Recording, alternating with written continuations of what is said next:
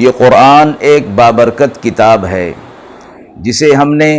آپ صلی اللہ علیہ وسلم پر نازل کیا تاکہ لوگ اس پہ غور اور فکر کریں اور تاکہ اہل فہم اس سے نصیحت حاصل کریں۔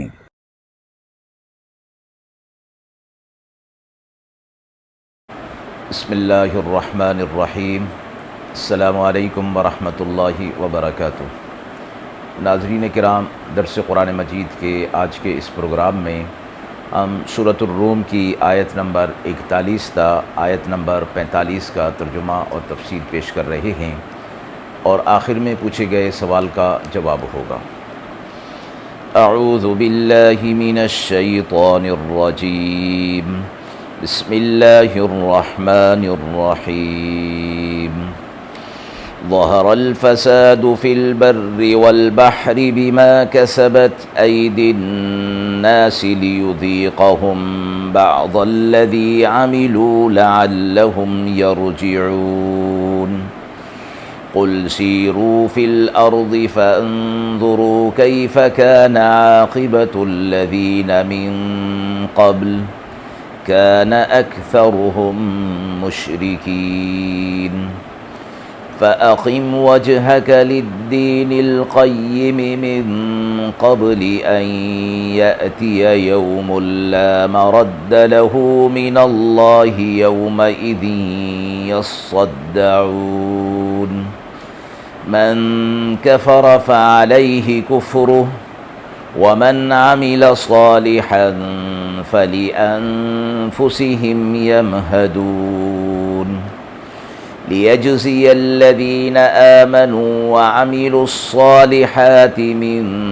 فضله إنه لا يحب الكافرين۔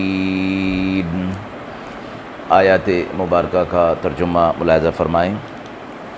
خشکی اور تری میں فساد پھیل پڑا لوگوں کے اعمال کی وجہ سے، تاکہ اللہ چاہتا ہے کہ ان کو ان کے بعض اعمال کا مزہ چکھا دے تاکہ وہ لوٹ آئیں۔ آپ کہہ دیجئے زمین میں چل پھر کر دیکھو کہ کیسا انجام ہوا تم سے پہلے لوگوں کا، اور ان میں اکثر شرک کرنے والے تھے۔ سو آپ سیدھا رکھیے اپنا چہرہ سیدھی راہ پر،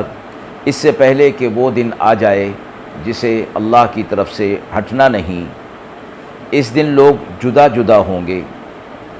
جو کافر ہے سو اسی پر اس کا کفر پڑے گا، اور جو کوئی عمل صالح کرتا ہے وہ اپنے لیے اپنی راہ سنوار رہا ہے۔ اللہ ان لوگوں کو بدلہ دے گا جو ایمان لائے اور عمل صالح کیے اپنے فضل و کرم سے، بے شک اللہ کافروں کو پسند نہیں فرماتا۔ مذکورہ آیات میں سے پہلی آیت میں یہ فرمایا گیا ہے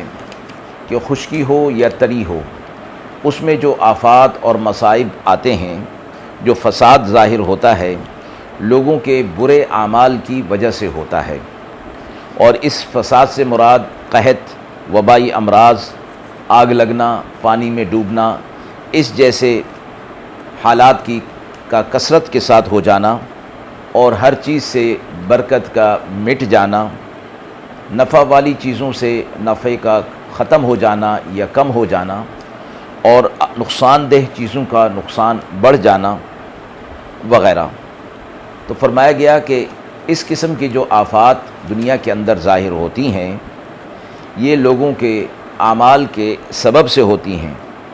اور ان میں سب سے زیادہ برا عمل کفر اور شرک کا ہے، اور اس کے بعد دوسرے گناہ ہیں۔ ان کی وجہ فرمائی گئی کہ اللہ تبارک و تعالیٰ کی طرف سے ان برے اعمال پر کچھ مصائب اور پریشانیاں لوگوں پر ڈالی جاتی ہیں، فساد بھیجے جاتے ہیں،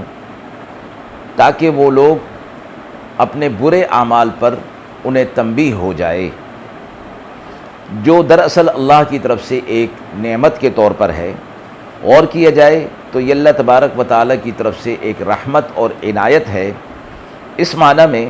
کہ دنیا کی مصیبت سے یہ ہوتا ہے کہ غافل انسان کو اس سے تنبیہ حاصل ہو جاتی ہے،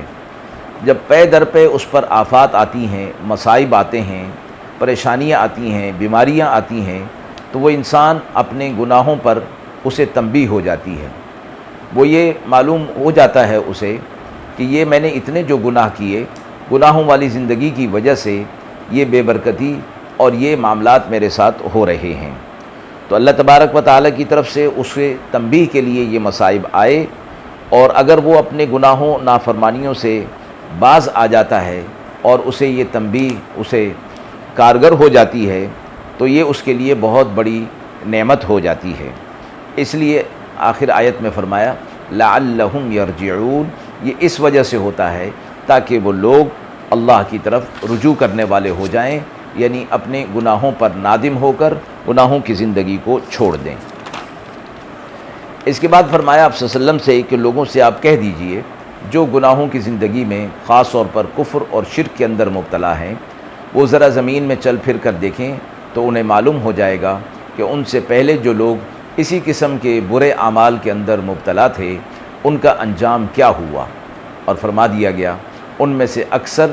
کفر اور شرک کے اندر مبتلا تھے اور دیگر گناہ بھی ان کے ساتھ شامل تھے۔ تو مخاطب کو اور آپ صلی اللہ علیہ وسلم کو فرمایا گیا کہ آپ اپنا رخ صراط مستقیم کی طرف رکھیے، اور پوری زندگی جب تک آپ دنیا کے اندر ہیں، آپ کی زندگی باقی ہے، آپ صراط مستقیم پر چلتے رہیے، اس سے پہلے کہ وہ دن آ جائے جس کو ہٹنا نہیں ہے، یعنی اپنے وقت پر وعدہ جو کیا گیا ہے وہ اس وقت پر ضرور ظاہر ہوگا اور واقع ہوگا، مراد اس سے قیامت کا دن ہے۔ تو اس دن فرمایا کہ لوگ جدا جدا ہوں گے، مراد یہ ہے کہ ہر شخص اپنے اپنے گناہ کے اعتبار سے، اپنے اپنے اعمال کے اعتبار سے جدا جدا ہوگا، اور ان سب کے الگ الگ گروہ بنا دیے جائیں گے۔ تو قیامت کے دن دنیا کے اندر جو کوئی کفر پر رہا تو اس کا وبال قیامت کے دن کفر کی صورت میں اعمال بد اور سزا کے طور پر اس کے اوپر پڑے گا، اور جو کوئی ایمان اور عمل صالح کے ساتھ اپنی زندگی گزار رہا ہے، سو یہ لوگ اپنے لیے آخرت کو سنوار رہے ہیں، صراط مستقیم پر ہیں، اور انہوں نے اپنا چہرہ اللہ کی طرف کر لیا ہے۔ اور یہ اس لیے بھی کہ اللہ ایمان والوں کو، عمل صالح والوں کو اپنے فضل سے جزا عطا فرمائے گا، یعنی ان کے اعمال صالحہ کی نسبت نہیں، بلکہ اپنے فضل کی وجہ سے اپنے فضل کو ان پر متوجہ کر دے گا اور ان کو جزا عطا فرمائے گا۔ بے شک اللہ کافروں کو پسند نہیں کرتا، ان کے کفر کی وجہ سے ان کے اعمال ہے ہی نہیں، بلکہ ان کا کفر ہی ان کو آخرت کے عذاب کے لیے کافی ہو جائے گا۔ آیت کے حوالے سے سوال پوچھا گیا ہے کہ دنیا میں انسان کے لیے مصائب آزمائش اور امتحان کے لیے بھی ہوتی ہیں اور سزا کے طور پر بھی ہوتی ہیں، تو دونوں میں کیسے فرق کیا جائے گا؟ فرمایا گیا کہ مصائب اور آفات جو لوگوں میں کے لیے دنیا کے اندر گناہوں کی سزا کے طور پر ہوتی ہے، اور بعض لوگوں کے لیے جو نیک لوگ ہوتے ہیں ان کے درجات کی بلندی کے لیے ان پر مصائب اور پریشانیاں آتی ہیں۔ اس کی پہچان شاہ ولی اللہ رحمۃ اللہ علیہ نے فرمائی ہے کہ جو نیک لوگ بطور آزمائش اور امتحان کے مبتلا کیے جاتے ہیں مصائب اور پریشانیوں میں، اللہ تعالیٰ ان کے قلوب کو مطمئن فرما دیتے ہیں، اور وہ اللہ کی رحمت سے نا امید نہیں ہوتے اور مایوسی ان کے اوپر نہیں آتی، بلکہ ان مصائب اور پریشانیوں میں ہوتے ہوئے بھی وہ اللہ کی رحمت اور اللہ کی طرف سے امید کا دامن تھامے رکھتے ہیں، اور یہ چیز ان کو صبر پر آمادہ کر دیتی ہے، اور وہ صبر کر لیتے ہیں۔ اس وجہ سے اللہ رب العزت ان کے درجات کو بلند فرما دیتے ہیں، اور ان مصائب اور پریشانیوں کی وجہ سے ان کے درجات بلند ہوتے ہیں اور ان کو ثواب حاصل ہوتا ہے۔ اور وہ لوگ ان کے قلوب کو مطمئن کیا جاتا ہے، جیسا کہ فرمایا گیا کہ وہ آدمی جو بیمار ہوتا ہے وہ کڑوی دوا پر بھی آمادہ ہو جاتا ہے، آپریشن کے لیے بھی آمادہ ہو جاتا ہے، باوجود اس کے کہ ان دونوں میں تکلیف ہوتی ہے، لیکن اسے معلوم ہوتا ہے کہ یہ سب کچھ کرنے کے بعد اسے شفا حاصل ہو جائے گی، اور اس کی بیماری دور ہو جائے گی، بخلاف ان گناہ گاروں کے کہ جن پر یہ مصیبتیں اور پریشانیاں آتی ہیں وہ بطور سزا کے ہوتی ہیں،